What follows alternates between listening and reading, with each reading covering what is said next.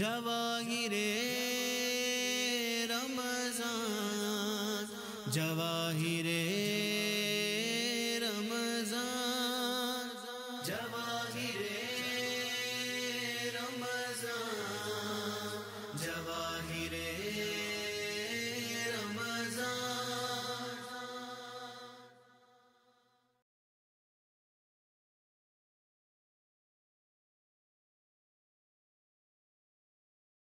مسئلے مسائل ہیں، لڑائی جھگڑے ہیں، آپس میں بنتی ہیں۔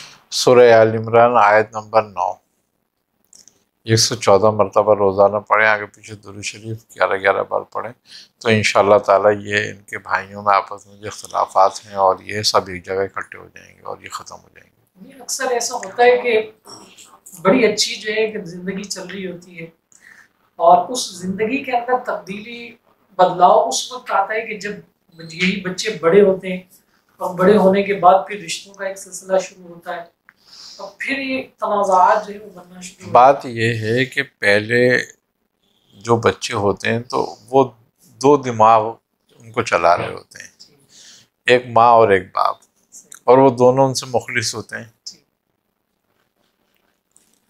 اب جب وہ بچے جوان ہو جاتے ہیں تو وہ ماحول اس لیے اچھا رہتا ہے کہ دونوں اخلاص کے ساتھ بچوں کو پال رہے ہوتے ہیں اور بچوں کی ہر ضرورت، ہر خواہش کو پورا کر رہے ہوتے ہیں اپنی طاقت کے مطابق۔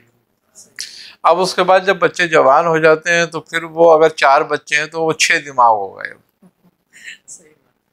اب وہ چاروں جو ہیں، ہر آدمی پھر اپنے فائدے کی بات سوچنے لگتا ہے۔ ماں باپ اپنے فائدے کی نہیں سوچتے، وہ تو اولاد کے فائدے کی سوچتے رہے، اس لیے سب کچھ صحیح تھا۔ اب اپنے اپنے فائدے کی سوچتے ہیں۔ اب جب ان کی شادیاں ہوتی ہیں، گھر میں بہویں آتی ہیں، داماد آتے ہیں، تو اب 8 دماغ ہو گئے۔ اب عورتوں کا دماغ جو ہے پھر زیادہ چلتا ہے، تو وہ پھر انہیں کسی کی رشتے سے مطلب نہیں ہوتا، اپنے مفاد سے مطلب ہوتا ہے، فائدے سے، کہ ہمارا فائدہ کس میں ہوگا۔ پھر وہ اپنے فائدے کے لیے شوہر کو گائیڈ کرنے لگتی ہے، علیحدہ کرنے کے لیے یا اپنا حصہ لینے کے لیے یا کاروبار کو سمجھنے کے لیے، جس طرح بھی جو بھی حالات ہوں اس حالات کے مطابق وہ اس کو گائیڈ کرنے لگتی ہے۔ اب آدمی کب تک نہیں سنے گا؟ 1 دن نہیں سنے گا، 2 دن نہیں سنے گا۔ اچھا، پھر سب سے پہلی بات وہ گائیڈ یہ کرتی ہیں کہ بھائی تمہارے ماں باپ جو ہے نا دوسرے والے کو زیادہ چاہتے ہیں۔ اب یہ جو ایک پوائنٹ ہوتا ہے نا، وہ کیا ہوتا ہے؟ وہ یہ ہوتا ہے کہ آدمی کے دماغ میں جلدی آتی ہے یہ بات کہ ہاں یہ ہو سکتا ہے کہ میرے سے زیادہ اس کی اہمیت ہے۔ اب وہ یہ کہتے ہیں بھائی اس کی اہمیت ہے، یا تو وہ ناکارہ ہے کہ کام نہیں کر رہا ہے اس لیے اس کی اہمیت ہے، یا وہ بہت زیادہ کام کرتا ہے، ماں باپ کو دیتا ہے تو اس کی اہمیت ہے، ہماری نہیں ہے۔ اب یہ اہمیت کو ختم کرانا ایک دوسرے کی، اور پھر اپنی اہمیت کو آگے لانا منوانے کے لیے کہ ہماری اہمیت کو مانی جائے، اور اگر نہ مانی جائے تو پھر علیحدگی اختیار کرو ان سے، ہم الگ ہوں گے تاکہ ہم اپنی الگ اہمیت منوا سکیں، ہمارے بچوں کا مستقبل بن جائے۔ اب مرد کی بھی سمجھ میں آ جاتی ہے کہ ہاں بھائی بچوں کے مستقبل کے لیے تو کچھ کرنا پڑے گا، سب اپنے اپنے بچوں کا کر رہے ہیں تو ہمیں اپنے بچوں کا، اب لہٰذا ظاہر سی بات ہے کہ وہ جگہ ایک ہے، اب اس میں سب کا مستقبل ایک ساتھ تو نہیں ہو سکے گا، تو لہٰذا پھر تتر بتر ہونا پڑتا ہے۔ تو پھر وہی خلیشیں اور رنجشیں جو ہیں نا، اگر وہ زیادہ گہری ہو جائیں تو پھر وہ حسد اور بغض میں تبدیل ہو جاتی ہیں، اور جب حسد اور بغض میں تبدیل ہو جاتی ہیں تو پھر وہاں پر حاسد جو ہوتا ہے یا بغضی انسان جو ہوتا ہے، پھر وہ اپنا مقصد حاصل کرنے کے لیے کچھ بھی کرتا ہے۔ اچھا، پھر دوسری بات یہ ہے کہ اگر وہ ادھر ادھر عاملوں کے ہتھے چڑھ جائیں، پیروں فقیروں کے ہتھے چڑھ جائیں، تو وہ کہیں گے لو جی اس پہ تو جادو کرایا ہوا ہے، اس لیے یہ اپنی ماں کے حق میں ہے۔ اب وہ ماں سے الگ کراؤ پہلے جادو کر کے، اس کو جادو کو توڑ کرو۔ اب ماں کی تو اصل میں دیکھا جائے تو ماں کا تو جادو اس کی محبت ہے، کہ وہ جس اخلاص سے، جس پیار سے اپنی اولاد کو پالتی ہے، تو وہ کیا تھوڑا سا جادو ہے؟ تو وہ اب اس جادو کو ختم کرنے کے لیے وہ پھر لگ جاتے ہیں اس بات میں عورتیں کہ ہماری نہیں سنتا، ماں کی سنتا ہے۔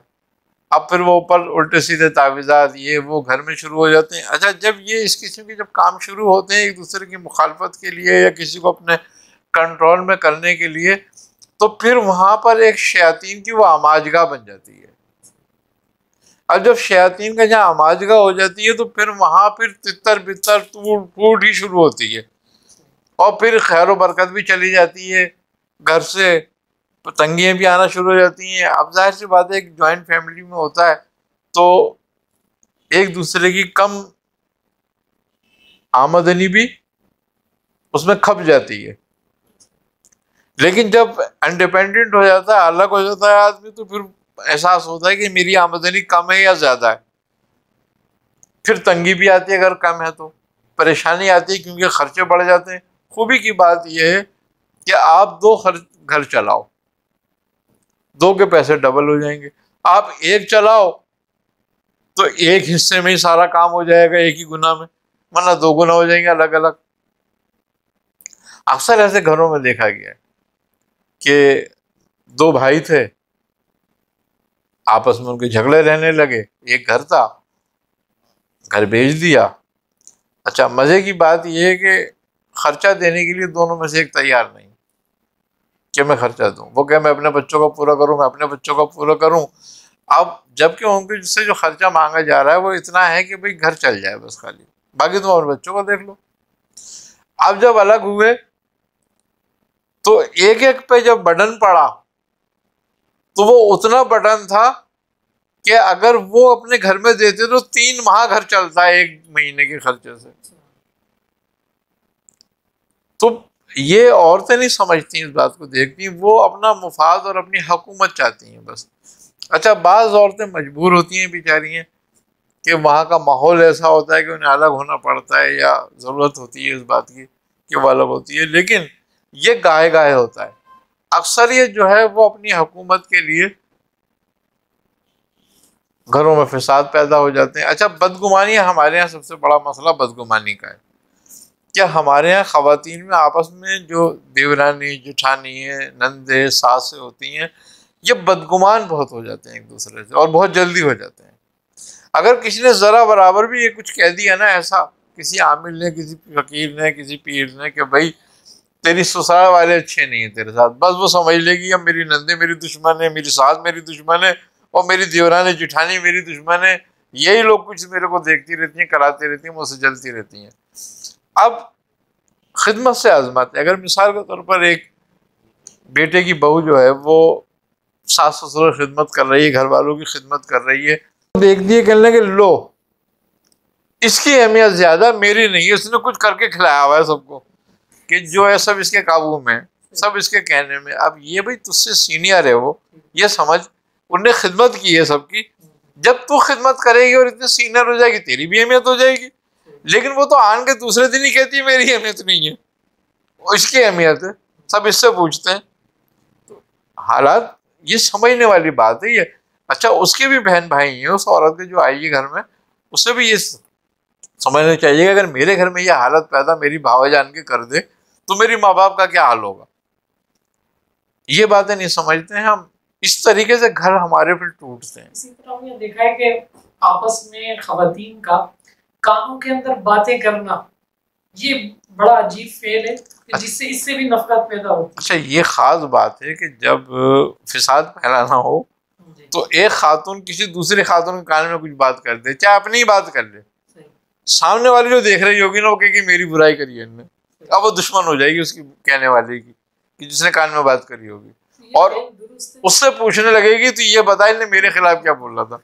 اب وہ لاکھ بولے گے بھائی تیرے خلاف نہیں, اس نے اپنی بات کری تھی, وہ کہے کہ نہیں یہ بھی اس کے ساتھ ملی ہوئی ہے اسی لیے اس نے مجھے نہیں بتایا. جبکہ بدگمانی کے لیے اسلام میں بڑا سختی ہے, اور خاص طور پہ ایک بات کے لیے کہ ہمیں سرگوشیاں کرنی بھی نہیں چاہیے. کوئی بات ایسی ہے اگر بہت ہی لاز کی تو علیحدگی میں کر لو. سرگوشی سامنے خواتین کی اگر کرائی جاتی ہے تو اس سے بدگمانیاں پیدا ہوتی ہیں. دوسری بات یہ ہے کہ ہمارے ہاں عورتیں جو ہیں وہ اصل میں کم پڑھی لکھی ہوتی ہیں, اور اگر وہ پڑھی لکھی بھی ہیں تو انہوں نے عصری علوم یا کالجوں میں پڑھا ہے, دین حاصل نہیں کیا, دین سے واقفیت نہیں رکھتی.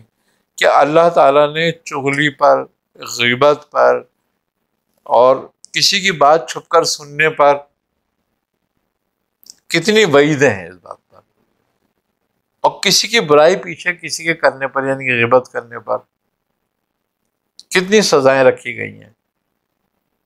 آپ نبی کریم صلی اللہ علیہ وسلم فرماتے ہیں کہ کوئی ہے جو اپنے بھائی کا گوشت کھانا پسند کرے گا؟ صحابہ کرام نے کہا یا رسول اللہ کون کھائے گا اپنے بھائی کا گوشت مرے ہوئے کا؟ تو آپ نے فرمایا یہ غیبت کرنا مرے ہوئے بھائی کا گوشت کھانے کے برابر ہے۔ تو ہمیں خواتین کو ہماری جو ہے نا وہ ان باتوں سے بھی ذرا پرہیز رکھنا چاہیے، تھوڑا سا بدگمانی سے ہونا وہی ہے جو اللہ تعالیٰ چاہتا ہے۔ بات یہ ہے کہ ساری جو بھی کچھ ہے وہ عظمت سے ہے، خدمت سے۔ تم اپنی سسرال کی اپنے جتنی خدمت کرو، اپنے گھر میں اپنے بہن بھائیوں کی بھی کرتی ہو نا، اپنے والدین کی بھی کرتی ہو نا، تو اپنے ساس سسر کو بھی اپنا والدین سمجھ کے کرو، اپنے دیور نندوں کو بھی اپنے بہن بھائی سمجھ کے ان کی خدمت کرو۔ تو کون ایسا ہے کہ جو خدمت کرنے والے کی عظمت کو نہیں جانے گا؟ لیکن یہ ہے کہ ہم خدمت کرنا نہیں چاہتے اور عزت کرانا چاہتے ہیں، تو گھر میں خدمت کے ہی سے عظمت بنتی ہے۔ پھر دوسری بات یہ ہے کہ ماں باپ اپنی لڑکیوں کا جو بیجا حمایت کرتے ہیں وہ بھی غلط ہے، اس سے گھر آباد نہیں ہوتے۔ کیونکہ جب لڑکی کو یہ امید ہوتی ہے نا کہ اگر میں لڑکے اپنے گھر جاؤں گی میرے ماں باپ مجھ کو تھپکی دیں گے، تو پھر وہ نہیں سنتی کسی کی، کیونکہ اس کو تو پشت بھاری ہے، تو وہ کسی کی کیوں سنے گی پھر، جس کا نتیجہ لڑائی جھگڑے اور طلاق تک پہ جا کر نوبت آ جاتی ہے۔ پھر وہ کہتے ہیں جی داماد اچھا نہیں ملا۔ سمجھنا ہے، ایک بات یہ سمجھنے والی بات یہ ہے کہ ایک لڑکے کی شادی 25 سال کی عمر میں ہوئی اگر، تو یہ دیکھ کہ وہ پیدا ہو کر 25 سال کس کے ساتھ رہا۔ اب وہ پیدا ہو کے 25 سال تک ماں باپ کے ساتھ رہا، بہن بھائیوں کے ساتھ رہا، اس کی ایک دیرینہ جو ہے ان سے شناشائی ہے، میل جول ہے، محبت ہے، ایک خون کا رشتہ ہے، تو وہ ان کو تو پہلے اہمیت دے گا نا۔ تجھ سے جو رشتہ بنا ہے، تیرے ساتھ رشتہ بننے کے بعد اعتماد ہوتے ہوتے ایک وقت آئے گا کہ وہ تجھ پہ پورا بھروسہ کرنے لگے گا۔ اب تو یہ چاہتی ہے کہ میں رات کو آئی اور صبح کو سب سارا کچھ میرے ہاتھ میں ہو، اور یہ صرف میری سنے اور کسی کی نہ سنے، یہ بات بھی فساد کی بنتی ہے۔ ایسا نہ، ہمیں ہماری جو ہے ماں بہنیں بیٹی ہیں سب کو سمجھنا چاہیے، اپنی بیٹیوں کو ان کو تربیت دینی چاہیے کہ بیٹا سسرال کی اپنی اہمیت سمجھو۔ جب ماں باپ کی طرف سے شے نہیں ملے گی تو لڑکیاں جو ہیں پھر اپنا کامیاب ہوتی ہیں۔ بعض گھر ایسے ہوتے ہیں، بعض جگہ ایسی ہوتی ہیں، بعض خاندان ایسے ہوتے ہیں کہ جو اچھے لوگ نہیں ہوتے، ظلم و زیادتیاں کرتے ہیں لڑکیوں کے ساتھ۔ ماں باپ کا حق بنتا ہے پھر ان کا کہ وہ اپنی لڑکیوں کو علیحدہ کر لیں یا جو بھی کچھ کریں، جو اس کا وہ سلوشن سمجھتے ہیں وہ کریں، لیکن سارے گھر ایک جیسے نہیں ہوتے۔ لیکن ہمارا رویہ سارے گھروں میں ایک جیسا ہوتا ہے، یہ سب سے بڑا مسئلہ ہے۔ تو اگر ہم اس بات کو تھوڑا سا، یہ اخلاقی مسئلہ ہے ہمارا، اگر یہ حل ہو جائے تو میں سمجھتا ہوں گھر بڑا امن و امان سے رہ سکتا ہے۔ ہمیں اخلاق کا دامن نہیں چھوڑنا چاہیے۔ جزاک اللہ خیر۔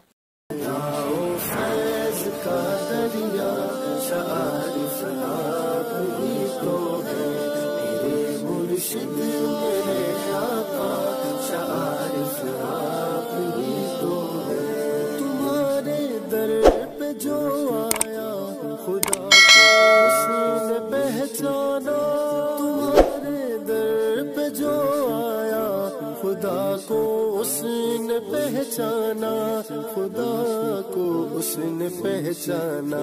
ہدایت کا صحیح راستہ شعارف آپ ہی تو ہے۔